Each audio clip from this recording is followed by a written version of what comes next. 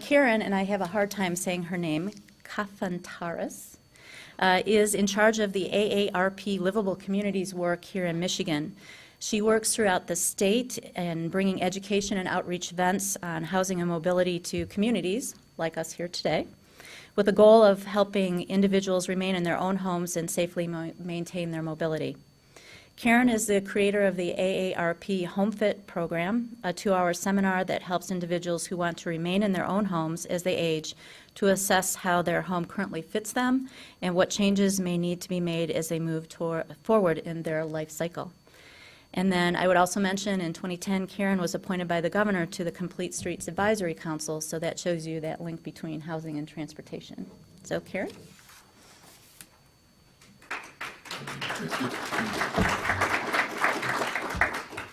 Good evening.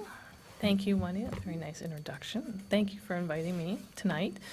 And just as important, thank you for all coming. I was talking with some of the other speakers when I first got here about the cold, and I said that emotionally I am totally done with winter.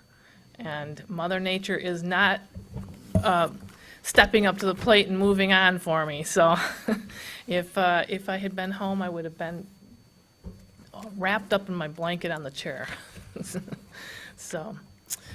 So 3 weeks ago, we held a conference here in Ann Arbor on the campus of University of Michigan around the subject of age-friendly communities.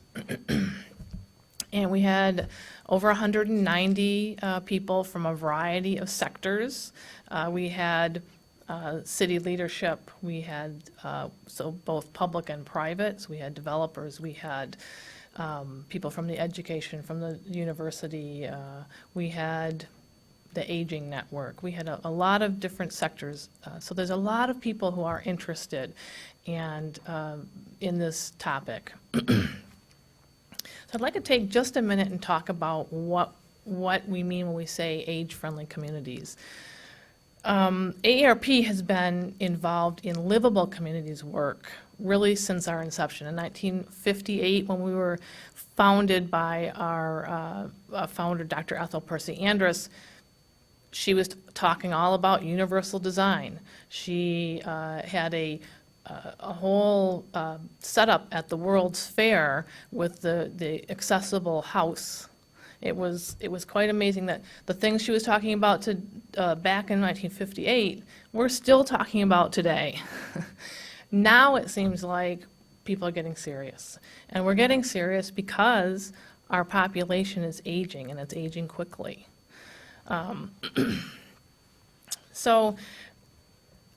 Universal design, or livable communities in AARP's world for a long time has really been talked about the 65-year-old individual and older.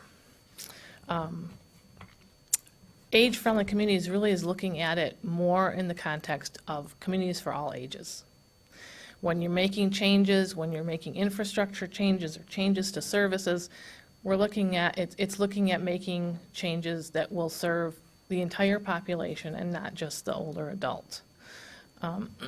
Some things have to be just for the older adult because of that, just like we build schools for children. But so the age-friendly communities, so whole concept or term was coined by the World Health Organization as a designation that a community could get. And AARP last year became a partner with the World Health Organization in the becoming the North America grantor of that designation for the World Health Organization. So it's a context of a 5-year cycle of doing an assessment of the community, creating a plan to improve in a series of 8 areas, and then executing that plan. So it's a 5-year cycle, and then evaluating how you've done on your plan. And then again, creating another plan and another cycle of executing that plan. So it's a continual cycle. It gives a community a framework in how to plan for your community. So at the conference, I made a statement, and I think it's very true, that the dramatic aging of our population is going to be one of America's greatest challenges in the 21st century. Our demographics are changing, and they're changing rapidly, thanks to the baby boomers. But we are not the only ones who are aging. We are aging in Michigan, we're aging around the United States, but the world is aging. There are many countries who are aging much faster than we are. So the United States likes to be ahead in all things. This is one thing that's good we're not ahead in. So, in 2030, which sounds like a long time from now, but when you look at it, it's only 17 years. The percentage of our population that is over 65 today will increase by 2030 by 40%. 1 in every 5 people will be age 65 or older. That's a big increase in the number of 65 and olders driving. It's a large increase in a lot of the services that are going to be needed, be it medical, be it transportation, housing stock, as Wendy talked about, changes. So we're getting older, and what does that mean for our communities? We talked just a second about a few of those, but it really means that our communities must learn to successfully adapt and accommodate to make changes in infrastructure and services. The key thing to keep in mind, like I said before, is that we need to make these changes for all ages. Sorry, I have a cold. And the changes I'm talking about, I'm not talking about tearing down a community and rebuilding. As Wendy said, the most sustainable thing to do is to repurpose. You can repurpose a home to be, I think we have someone, you're talking about not co-housing, but home share tonight. So changing the infrastructure of the things we already have, making changes to services we already have. And there doesn't need to be a generation clash. I think that, for so long, there has been the idea that if we do things for seniors, we're not doing them for the younger generation. And one is taking away from the other. And it doesn't have to be that way. It's a different way of looking through it in a different lens. So if you think about it, a curb cut for someone using a wheelchair is easier for a mom pushing a stroller. A home that has a zero-step entrance is easier to get through if you're using a walker, but it's also easier to get through if you're pushing a stroller. And it's easier for people to get large items that they're carrying in and out of your house. A crosswalk that's safe for an 80-year-old is safe for an 8-year-old and everywhere in between. So since we're talking specifically about housing tonight, I want to challenge a myth that's out there. And that myth is that as people get older and retire, they like to pack up and move out of their home and move to Florida, Arizona, somewhere warmer. Of course, on a night like this, when I'm tired of winter, that sounds really good. But in reality, the data shows, provided by the Brookings Institution, shows that, 25 to 30% of the 20-somethings move every year. Only about 4% of people over 65 move each year. This challenges the conventional wisdom that the older adult, especially those who are exiting the workforce, are choosing to move to new locations for their retirement. Now, AARP loves to do surveys. For those of you who are AARP members, you probably get those surveys on a regular basis. So we did a survey back in 2001, and some of the questions asked were about remaining in your own home. And back then, 89% of individuals 50 and over said they want to stay in their own home, the current home that they're in, as they age, for the rest of their life. 96% wanted to make sure that they stayed in their own community. Now, in 2011, we did another survey, 10 years later, and we used the same questions, and guess what? 89% of people 50 and over wanted to stay in their own home, the current home, for the rest of their life, and 97% wanted to stay in their own community. So we can't always get what we want because things change. Sometimes there are things that happen and you aren't able to stay in your own home. But, and there's a lot of thoughts about that, a lot of thoughts about, what older adults should do as they get older, but we have to take into account what they want, their wants and dreams. So too often, today's housing stock is expensive. It lacks accessible features. It's not convenient to essential services, all of which make it difficult for people to remain in their homes, as the data shows that they wish. In Ann Arbor, I know there's at least a perception that the housing stock is expensive, either to rent or to own. I have paid a lot of rent on student housing when my kids were in school here. And when you got 9 kids in the house and you're paying $600 each a month, that's a lot of money. Much of your housing stock is older, and with few or no accessible features. So communities need to create strategies on focusing on ensuring today's housing stock is affordable, accessible, and connected to essential services. But strategies also need to be considered that are forward-looking. And Ann Arbor is doing that with this forum.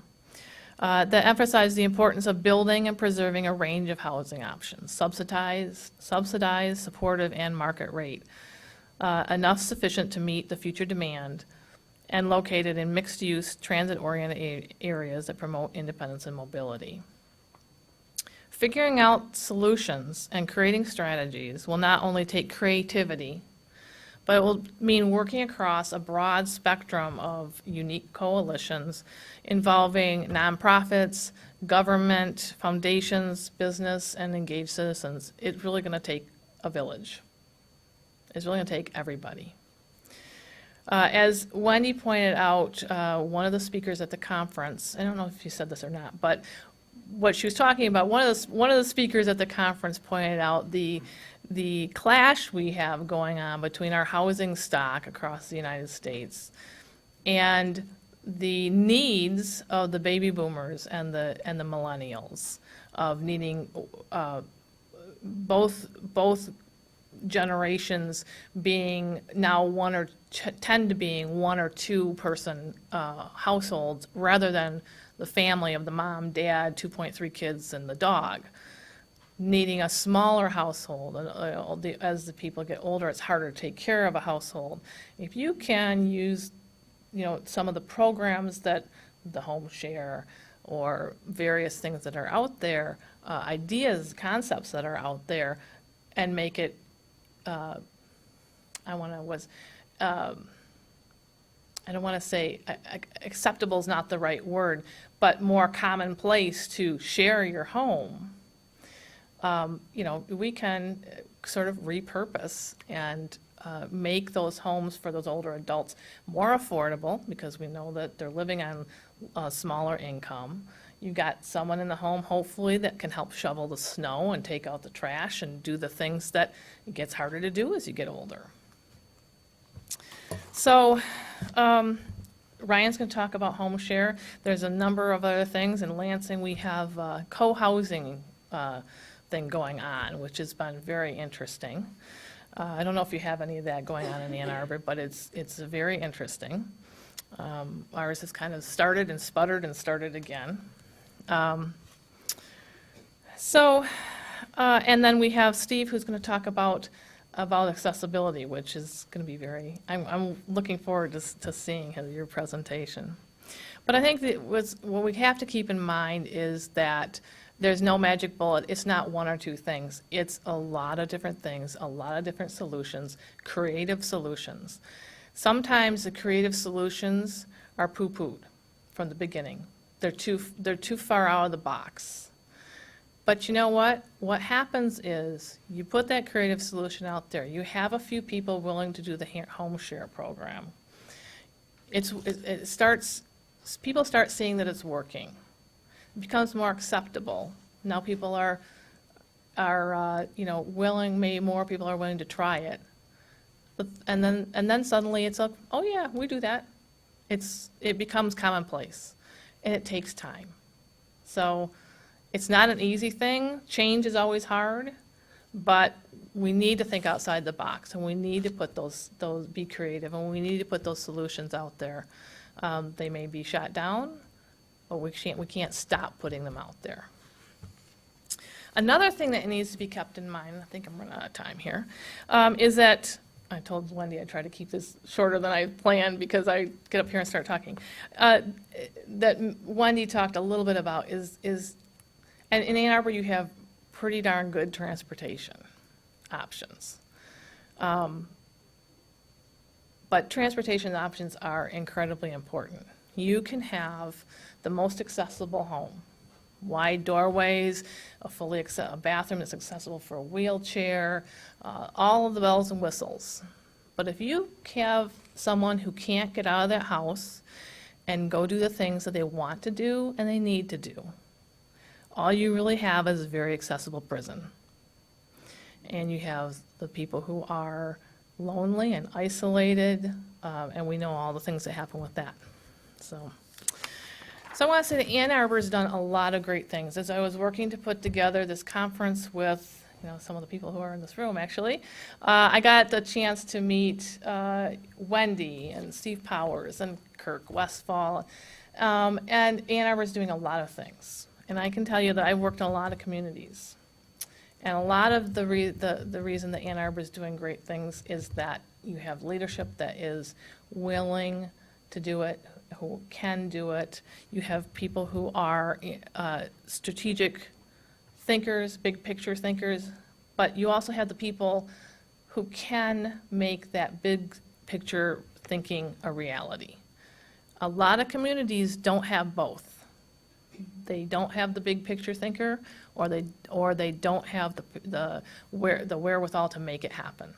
So I want to congratulate the city leadership and really being forward thinking and doing well. So thank you, and looking forward to the rest of the evening.